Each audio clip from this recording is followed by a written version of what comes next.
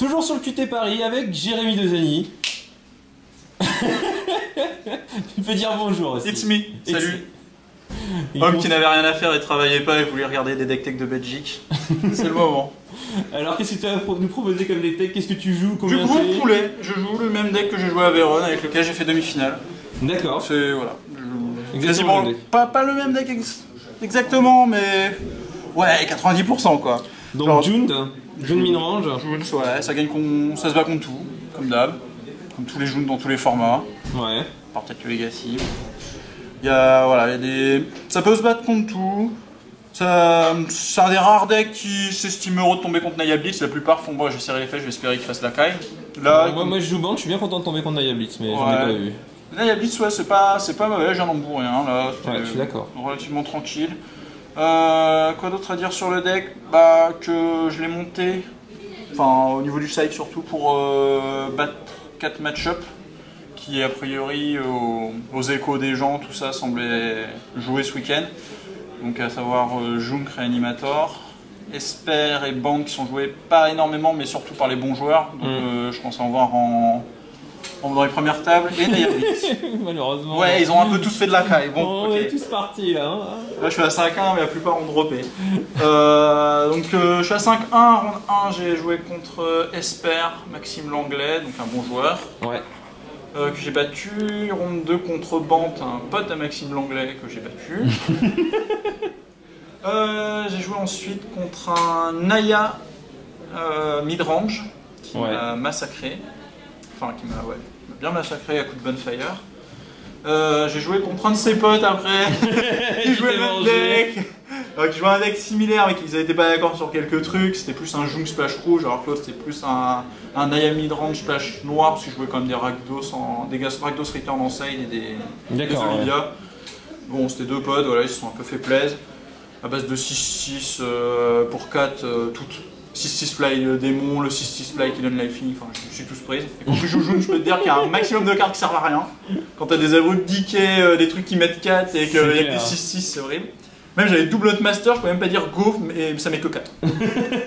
L'horreur. Donc j'ai gagné quand même contre lui, mais pas celui d'avant. Et après j'ai battu un. Là je viens de battre un Naya Blitz, ça fait combien de ça? Ça fait 5-1 4-1. Il me manque une ronde, je pense. Il manque une ronde, ouais. Ouais, il me manque une ronde. Je sais plus ce que c'était. Bon, ça va peut-être me revenir plus tard. Bon, ça devait pas être très passionnant comme match. Ah oui, exactement. Non, c'était un bleu-vert qui joue des Delvers.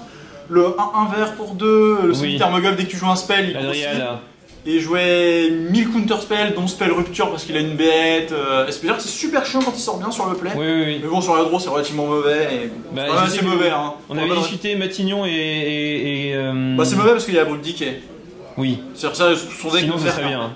Bah, ce serait Ragnar, je sais pas, mais ouais, ce serait mieux quand même. Ce serait plus joli. Là, Brut Decay, il chute bien. Mais Matignon et Manu Godino essayaient de monter une liste comme ça, ils avaient pas réussi à trouver. C'est pas si moche, hein, il m'en a pris une quand même. Bah, sur le play, il m'a fait Delver, Dryad, contre, 6 fois de suite et a grossi au fur et à mesure que je joue des comptes, donc c'était vraiment fort. Et comme mon deck, il se met quand même all tap pour jouer des spells, c'est pas très intelligent quand t'as pas les cartes pour 2 et 1. Quoi. Ouais. Voilà. Tu lui mets des Master, ça le bloque, mais comme il a des contres pour pas cher. Il a des boons aussi, non? Ouais, mais ça c'est pas terrible. Enfin, contre moi, c'est pas terrible et c'est pas très bien. On va parler des menaces de ton paquet. Ouais, on va parler de mon deck. Allez, des tech June, on va parler de June. Bah, la mana base elle est juste parfaite, c'est celle que les ricains jouent, celle qu'il faut jouer absolument. Il n'y a pas trop de raison de pas jouer celle-là, même si on change les cartes à jouer, vu que bah, finalement ça reste toujours les mêmes spells, à 2 cartes près, on va pas changer le mana base. Donc à savoir les 12 Ravland, 2 forêts, 2 Kessig. Et pour les landes qui arrivent taper, c'est 4 celui-là, parce que tu joues quand même noir, vert, splash rouge. Ouais. C'est un peu exagéré, mais pas loin. Et 3 celui-là, parce que le noir c'est plus important, parce que Liliana c'est un de tes seuls spells qui est double coloré. Enfin après il y a Garou, mais bon. Oui. Bah, tout le reste donne du vert en fait, t'as que ces 7 landes et 2 Kissing. La plupart du temps ça se passe correctement. C'est un des rares spells que tu peux ne pas caster si t'en as que 2, mais quand t'as 5 landes, pas avoir 3 sources de vert, c'est quand même. Ouais, ça a l'air difficile dans le c'est pas difficile, mais ça arrive très peu quoi. Et de ça. Donc la mana base elle est parfaite, vous aurez pas de problème de couleur. Au niveau de la quantité, bah là il y en a 25, mais bah pas 24, peut-être 26, mais c'est entre 25 et 26. Il n'y a pas de 24, c'est au minimum 25, je pense 25 c'est bien, il n'y a pas trop à jouer là-dessus. 4 Farsic, bon on va pas parler de cette carte qui est complètement aberrante en standard. Tu m'étonnes. 3 Olivia. Je voulais en mettre que 2, mais en fait c'est la meilleure carte contre Junk et Animator, mais genre de très loin c'est la meilleure carte. Ah oui, clairement, ouais. Et il se fait tellement défoncer là-dessus que bah, du coup je me suis quand même laissé tenter par 3, parce que c'est quand même une carte qui fait chez tout le monde finalement. Ouais. Tu la désailles rarement en plus, c'est toujours bien. C'est bien contre c'est juste pour mettre autre chose en termes de menaces, mais c'est tellement fort contre Junk et Animator que j'ai décidé d'en laisser 3, comme Averon. Ouais. De ça, ça c'est un choix de metagame, c'est-à-dire qu'on peut en jouer que 1 aussi de ça. Mais là concrètement, je suis avec la salle, il y aurait plein de Sphinx Reflex, Sphinx Révélation, donc bah toujours 2 quoi, pas 3 parce que c'est quand même une carte qui est quand même nulle contre plein de decks. Enfin pas nulle mais un peu hors tempo. La deuxième est toujours moins bien que la première. Ça dépend, contre Maximum Light je lui ai fait tour 5 Duress et ça à 2. Ouais. Et puis le tour d'après ça à max. Et... donc c'était bien. Ok. Quand on joue 2 de suite, finalement, c'est peut-être mieux qu'une grosse, puisque bah, t'es pas toujours en condition de pouvoir faire ça. D'accord, d'accord. 2 Garruk, bah, c'est quand même une horreur à gérer, que ce soit pour aggro ou contrôle. Après, Naya Bleed, bon, c'est un peu la caille, mais c'est le seul deck qui s'en fout de prendre ça. Tous les autres, que ce soit contrôle, mid-range, ils explosent sur ça.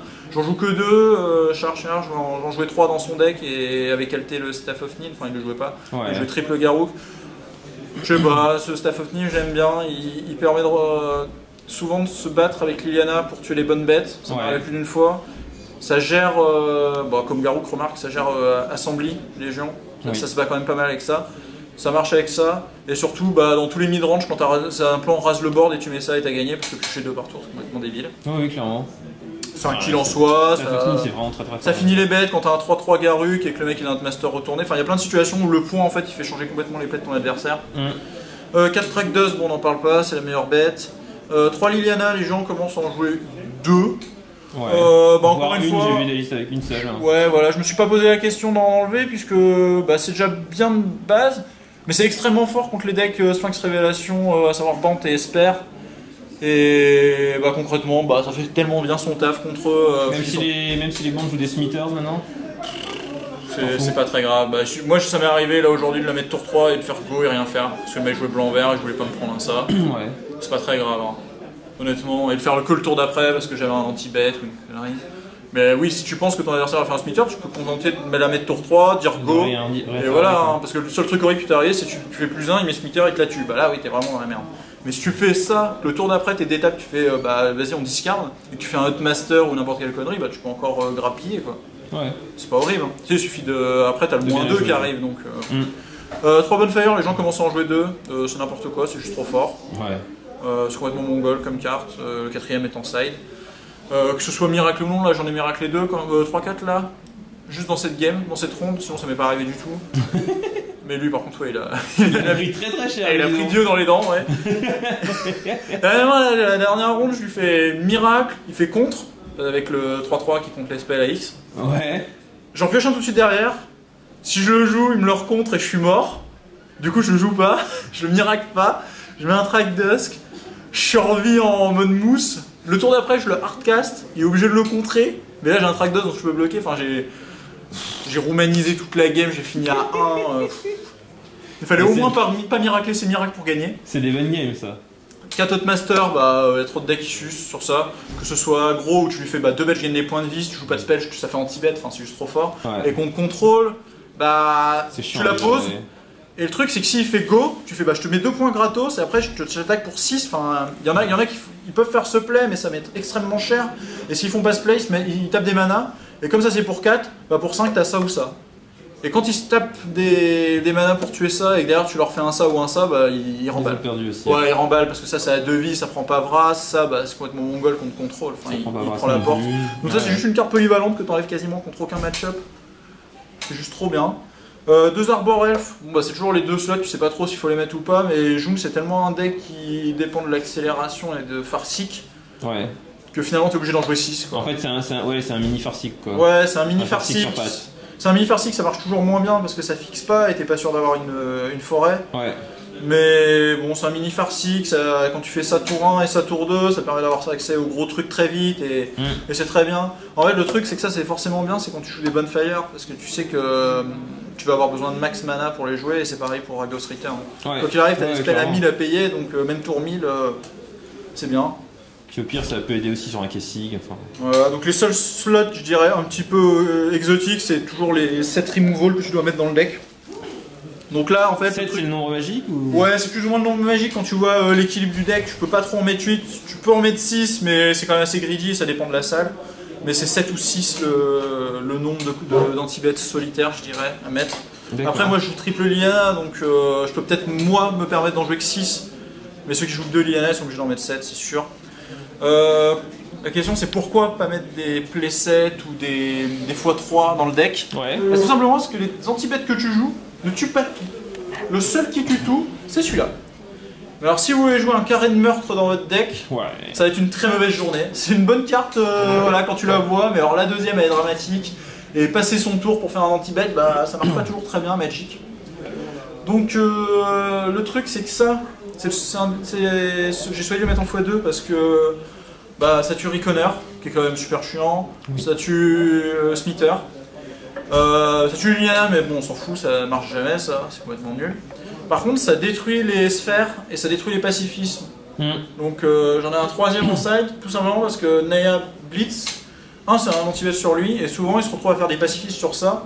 Et je peux te dire que quand tu fais ça en éphémère, quand il a pas prévu que ton Traktos est bloqué, bah, c'est assez triste. Donc ça c'est un des anti-bêtes que j'aime le plus, juste pour ça, parce que c'est pareil quand le mec il te fait se faire sur les Planeswalkers, bah, ça je les laisse contre contrôle en fait. Quand tu poses un Planeswalker et que t'as ça, t'as sa combinaison gagnante, tu peux plus perdre. De toute façon, ouais, en général ils vont te rentrer soit Pissing Needle sur Kessig Wolfrun. Voilà, donc ça c'est pareil, en quart de finale de Veyron, le mec m'a fait Needle, bah, j'avais sa fin de tour et il a concédé. Ouais. Donc c'est pareil, c'est bien contre tous les match-ups, donc quand les mecs qui jouent Reconer plus Needle, c'est bon, tu rentres ça, c'est sûr que c'est bien. Ok. Ça pareil, voilà, c'est pareil, c'est comme meurtre, ça tue tout, sauf que ça coûte que 2 et que c'est en rituel. Concrètement, c'est comme meurtre, tu cherches à avoir de la polyvalence pour pouvoir tout tuer. Avec ça, tu peux tuer les anges, ce que tu peux pas faire avec ça. Donc il y a toujours ce principe, c'est pour ça qu'on joue pas le blast qui met 3 pour 2. Parce que ce blast là, il est bien pour tuer les Hotmasters d'en face parce qu'il est instant et qu'il peut les tuer déflippés, ce que peut pas faire Abrupt Decay. Oui, Abrupt Decay, t'es obligé de les tuer quand ils sont flippés. Mais ce blast à 3, il tue pas ange, il est pas foufou quoi. Je dirais que ce serait mon choix si je pouvais pas jouer cela. Tragic Sleep, juste parce que ça coûte 1, c'est un peu le Naya Blitz, c'est qu'en fait c'est bien contre tout, puisque tu arrives toujours à caser une bête qui meurt, même si t'as pas d'anti-bête, juste en bloquant en miroir de midrange, enfin c'est un anti-bête pas parfait, mais en x2 c'est quasi parfait. Et ça c'est 1, parce que justement en miroir de midrange c'est souvent j'aligne des bêtes de chaque côté, et du coup ça fait le même taf que ça fait vendre peste. Sauf que ça, tu peux te permettre de jouer que pour 2 quand tu fais un 4-4, que tu peux pas faire ça. Donc c'est pareil, c'est juste une histoire de polyvalence que tu préfères avoir un ça en main que d'avoir double ça. Voilà, c'est comme à l'époque où on jouait Arrow et Cultivate dans Valakut, c'est parce que si tu as 2 Cultivate en main, c'est de la caille, alors que si tu as Arrow Cultivate, tu peux jouer les 2 dans le tout. C'est pareil là, c'est que ça te permet d'avoir une variété dans ta main qui te donne plus de choix, et c'est pas négligeable que de jouer les anti-bêtes en x4. Pour l'instant, c'est le premier à être convaincant sur ton choix de deck. Comment? T'es le premier à être convaincant sur ton choix de deck. Les autres pas trop. Je sais pas.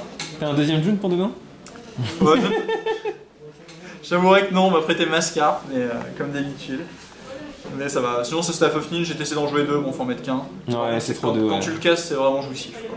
Voilà, je pense pour le main deck, j'ai à peu près tout dit. Ouais, je me souviens, nous on l'avait dans notre bande à Borum, qu'est-ce que je trouvais ça jouissif. Ouais, mais là c'est différent parce que votre deck il était vraiment basé sur le long terme. Là, pas forcément. Là, c'est vraiment tour 6, clac. Si t'as réussi à gérer le board, à faire même une bataille de Trakdos, enfin, je veux dire, ça mène à rien. On a tous plein de points de vie et tout.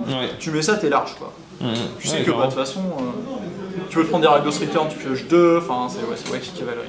C'est vraiment très bien. Et le fait de zapper, c'est vraiment pas. Ah non, c'est loin d'être anodin. C'est loin d'être anodin parce que tuer les ailes pour pouvoir faire des vrais trucs de Liliana ou finir les bêtes sur tes blasts ou les blocs. Ça arrive relativement souvent. Quand t'as ça sur table, je veux dire que ça change vraiment la game, même pour l'effet numéro 1. Clairement, ouais. Donc voilà. Tu vas nous parler un peu de ton side, hein? Allez, le side, change de chaise. Il faut. On change de chaise. Donc le side, j'avais plein d'incertitudes, mais c'est encore une fois pas un side fixe qu'il faut jouer à tous les tournois. C'est vraiment ce tournoi où je me suis basé sur. Tiens, je sais pas ce que c'est que cette merde. Sur le fait que je connaissais plus ou moins les decks qui allaient être joués. Donc pourquoi Katsa, qui est, je pense, assez original vu que c'est pas trop joué d'habitude. Il y en a en général 2 dans les Jund. Voilà, donc c'est pas compliqué. C'est 2 contre Esper, 3 contre les decks qui jouent Snapcaster et qui Small, et 4 si tu joues Junk. Voilà, c'est juste ça. Ok. 2, 3 ou 4 en fonction des match-ups, c'est marrant. Voilà, ça, c'est 2, 3 ou 4. Ça, c'est en fait, on peut contribuer que celui-là, il est juste contre Junk et Humain Réanimator. Voilà, c'est une carte qui tu rentreras jamais sinon. Les autres, bah, un petit doublon. Si tu calcules les in-out contre Esper, ça te fait un truc du genre ça, je sais plus si je mets. Et tu caltes tous les removals. Tu caltes ça, et 5. C'est ce que je caltais après. Mais au final, à la fin, tu te rends compte que d'avoir des ça, c'est mieux que les 3 Bonfire. Voilà. Donc en fait, tu as 8 cartes à enlever, donc il faut 8 cartes à rentrer, et tu rentres ça. Et au final, si tu avec ces 6 cartes là, tu seras obligé de jouer des cartes pas très bien, quoi, parce que ça, à part tuer les 3 anges de son deck, c'est quand même une carte morte. Ouais. C'est une carte qui, dans tes mains de départ, va complètement tomber. Donc voilà, donc les 2 chamans sont très bien parce que bon, son deck il joue quand même des Snapcasters, mettre des points à distance, c'est loin d'être anodin. Et bon, comme il joue un plan meule, en plus ça peut faire un peu tout, genre mettre des manas, tout ça. Et comme c'est toujours les Liliana, les Rakdos Return, il fait un peu tous les effets. Donc du coup, contre Reanimator, il y a aussi cette Torment Crypt. Ouais. Parce que Naya Humain, c'est un match pas très cool. Même si je savais qu'il n'y en aurait pas des masses ici, alors qu'il y en a des milliards à Veyron. Je savais qu'il n'y en aurait pas des masses, mais ça le plombe tellement ça que je vois pas pourquoi on s'en priverait. Naya Humain ? Réanimateur humain. Réanimateur humain. Oui, d'accord, oui, effectivement. Donc ça, pour le coup, ça le plombe de ouf. Ouais, carrément. Et quand tu joues les 5, tu. Parce que contrairement au réanimateur Junk, en fait. Le match-up difficile devient un bail. Junk réanimateur, ça le plombe. Ça, je le joue aussi. Ça lui fait pas du bien. Il est jamais content de faire ça. Ça lui fait pas du bien, mais c'est pas autant win que contre. Ça m'est arrivé souvent dans la situation de faire ça et ça dans le même tour. Garou qui est en mode dans le même tour. Et c'est vraiment pas anodin parce que tu mets une gestion et une menace dans le même tour. Ouais. Et ça le plombe souvent, vu que son plan quand même dans Réanimator, s'il passe pas par Réanimator et tout par l'Arcas, c'est quand même pas très facile comme match-up pour lui. C'est vraiment parce qu'il triche et qu'il ramène des bêtes récursives avec son Réanimator qui te fait chier. Donc quand tu joues ça, ça le plombe vraiment. Moi, c'est une carte que j'ai appréciée à Veyron. Donc si j'avais pas dû jouer ça, j'aurais dû en jouer 2, je pense, c'est quasi sûr. C'était les match-up compliqués, c'était Junk et Humain Réanimator, donc faut pas se priver de jouer des tiers. Contre contrôle, comme d'hab, dès que ton adversaire il joue des Sphinx Révélation, tu joues ça. Des craniales, tu dis Sphinx Révélation et t'as gagné. C'est à peu près à ça que ça se résume. C'est ce qui m'a fait jouer Jund au GP et tous les tournois d'après, c'est que au Pro Tour je jouais Bant et que tous mes adversaires qui jouaient Jund et qui ont dit Sphinx Révélation sur ça, ils ont gagné. D'accord. Et en cherchant pour mon deck Bant des solutions pour battre Jund, j'en ai pas trouvé. Tu peux le battre, mais pas en modifiant le deck, quoi. Tu gagnes genre peut-être 40% des games. Donc c'est assez triste, peu importe comment tu sides. Et je pense que la 2 et la 3 sont horribles pour toi. Tu perds sur Rakdos Return, tu perds sur Slaughter Game. C'est vraiment très mauvais match-up. Donc je me suis pas pris la tête à continuer à jouer le band que j'avais monté pour la Team France au Pro Tour. J'ai préféré dropper, je suis un des seuls qui l'a fait. Oui, effectivement, t'es le seul qui l'a fait. Ouais, j'ai complètement droppé. C'est un deck qui m'a plu pendant le tournoi, mais il y a des match-up. Quand t'arrives avec le mec, il te met un bilan comme ça, tu sais, waouh, je vais souffrir. Et j'ai un truc que j'aime pas Magic, c'est arriver à la table et souffrir quand mon adversaire il me montre un des langues. Ce qui arrive pas, c'est que ton adversaire il te met un truc, il fait ok, bon va falloir que ça se passe comme ça, mais c'est bon, tu sais que t'as tes chances. Acidic Steam, il y en avait 2 dans toutes les listes, y compris celles que je jouais à Veyron. Ouais. Le fait qu'il y en ait plus qu'une, c'est parce qu'il manquait des slots et surtout parce que je pensais qu'il y aurait moins de Jund dans la salle. Et effectivement, il n'y en a pas des milliards, j'ai l'impression. Quasiment pas de Jund, non ? Quasiment pas. Donc le miroir, tu drops. Ça, c'était essentiellement fort en miroir parce que les mecs qui jouaient le truc qui fait piocher 2 par tour en perdant 1 en chantant les langues. Je peux te dire qu'ils prennent la porte sur ça. Et c'est là aussi pour gérer Assemblée de Légion. Ouais. Donc voilà, tous les decks qui rentrent des assemblées de Légion. Bon, c'est chiant, c'est pas si ouf que ça contre Jund. Non, c'est vrai que t'as encore les Bonfire contre. Voilà, c'est quand tu joues des Bonfire, tu peux annuler le plan, t'as ça, je te dis, ça m'est arrivé plein de fois, ça gère quand même pas mal. Les 4 premiers tours de ça, en fait, ils sont pas dramatiques du tout. Donc ça te laisse quand même une cloque de 4 tours pour installer un board à base de Garruk et de ça, et au final, même s'il en fait 5, tu t'en fous. 4 tours, ça va, c'est large. Ouais, t'es large quand t'as. Voilà, c'est nickel. Donc plus qu'une, voilà. Honnêtement, faut pas en mettre 2, j'y réfléchi. Le choix duresse, cranial, tout ça, de toute façon, c'est un truc. Et le troisième Rakdos Return, c'est juste par rapport à la salle, ce que je pensais qu'il allait se passer, qu'il y aurait beaucoup de decks fin de révélation. Ouais, t'as eu raison, je pense, hein. Il y en a beaucoup. La troisième salle, j'ai expliqué, c'est pour la polyvalence, le fait que ça tue les sphères, les Rayconners. Et les Needles. les Needle, les pacifistes de Naya. Quand tu rentres en anti-bet contre Naya, bah en fait ça fait aussi anti-anti-bet. Anti-bet, ouais.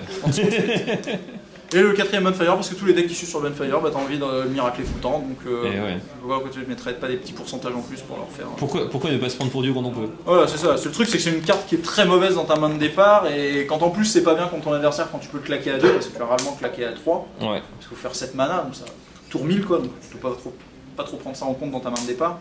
Et claquer à 2, il y a plein de decks qui s'en foutent quoi. Donc que 3 de base, inside, il y en a ils font 2-2, mais bon je trouve que c'est quand même une carte trop forte. J'ai joué sur Modo le deck pour tester, mais on n'avait pas les Bonfire. Ouais. Je peux dire que c'est pas le même deck. C'est quand même assez horrible. De te dire que ton adversaire il a 2 bêtes, bah, tu peux même pas faire pour 5, je rase les 2. Donc 3 et 1, je pense que ça bougera pas. Voilà. Les subs de side qui bougent pas, a priori.